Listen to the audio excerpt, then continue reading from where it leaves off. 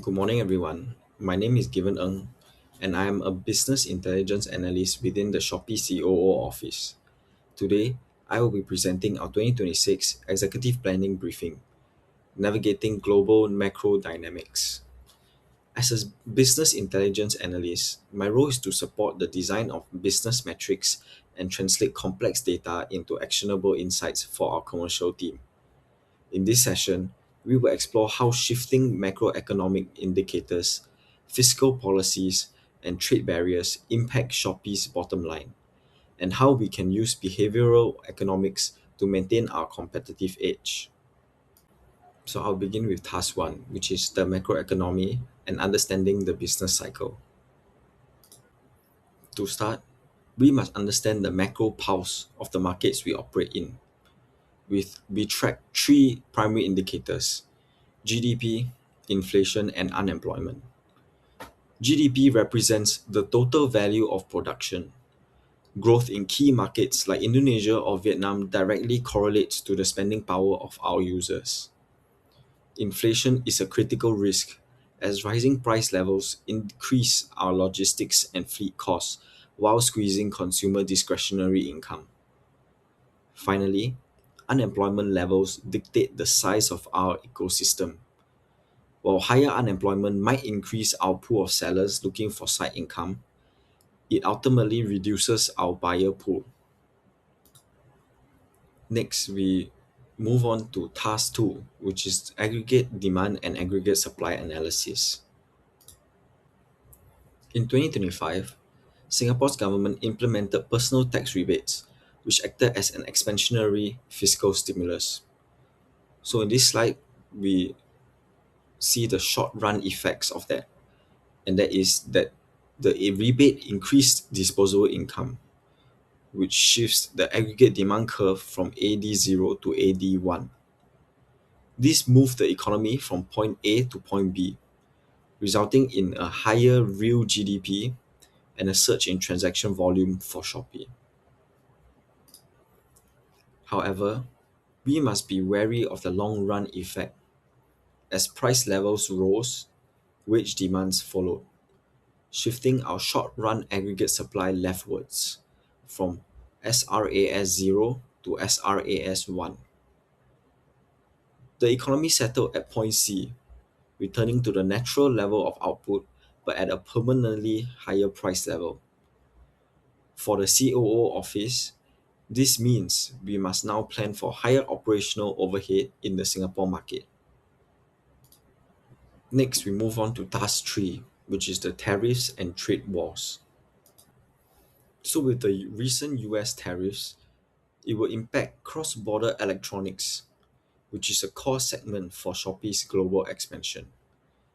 Tariffs acts as a tax, forcing US customers to pay higher prices for products bought on Shopee.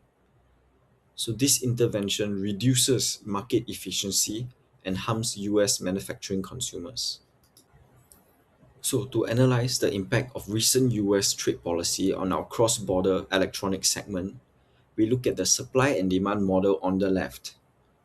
So when a tariff is imposed, the cost for our sellers to land goods in the US increases. It shifts the total supply curve from SFT to SFT tariffs. This forces the equilibrium price up to PT from PW. So as the price rises, total quantity demanded by US consumers shrinks from QD to QD1, which also decreases quantity supplied from QS to QS1.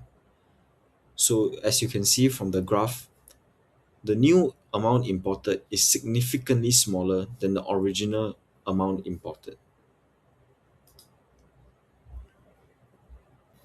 So using the data on our summary table on the right, we can quantify the strategic winners and losers.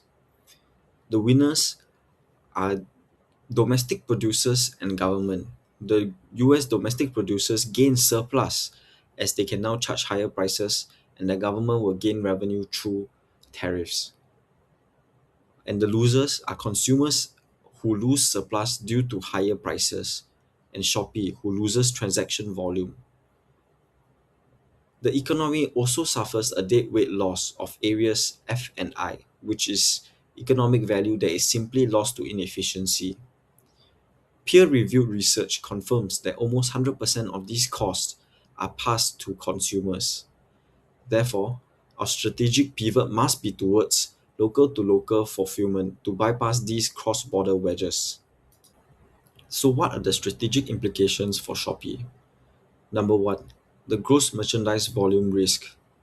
Our lowest price competitive advantage is being eroded by the tax wedge, which is depicted as the distance between PT and PW. Number two, supply chain localization. To move from PT back towards PW, we must facilitate a transition from cross-border shipping to local fulfillment, as if our sellers store goods in US warehouses before tariffs are enacted, they can mitigate some of these costs. Number three, market diversification. As trade policy uncertainty remains high, we must pivot our marketing spend towards markets with more stable trade agreements to offset the volume lost in the US.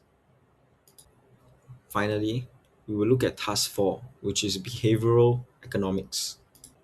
So, what is behavioral economics? It is the study of psychology as it relates to the economic decision making processes of individuals and institutions.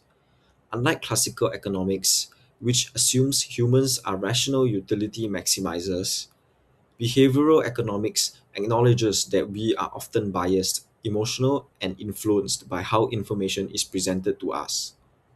For Shopee, this means we do not compete on price, we compete on perception. We leverage on two key mechanisms: anchoring and loss aversion. For example A, anchoring and the decoy effect. The mechanism is that humans rely heavily on the first piece of information offered, which is the anchor, when making decisions. In Shopee's application, when a seller lists a product at $100 but sells it for $60, the $100 anchor makes the $60 feel like a high value win. Research shows that price anchors significantly reduce search fatigue, leading users to convert faster because they believe they have already found the optimal deal. In example B, loss aversion and scarcity. The mechanism is that the psychological pain of losing something is twice as powerful as the joy of gaining it. In Shopee's application, flash sales with countdown timers and only two left in stock labels can be applied, as we are not just offering discounts, we are threatening the user with the loss of that discount. Peer-reviewed insight suggests gamified elements such as Shopee prizes leverages loss aversion by giving users daily streaks or temporary coins that they will lose if they do not return to the app tomorrow. So how does this help Shopee make better business decisions? Decision 1. Optimizing marketing spend. Instead of giving a flat $5 discount to everyone, which is both expensive and drains margins, the COO office can decide to use behavioral nudges, such as social proofs, to drive the same volume at a lower cost. This protects our take rate. Decision 2 is designing the logistics experience. We know users hate paying for shipping more than they hate paying for the item itself, even if the total price is the same. A better business decision is to bake the shipping cost into the item price and label it as free shipping. This reduces cart abandonment at the final checkout stage.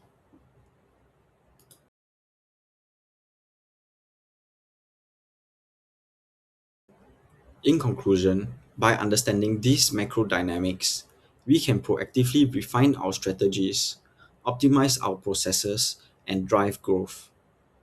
Thank you so much for your time, and have a nice day.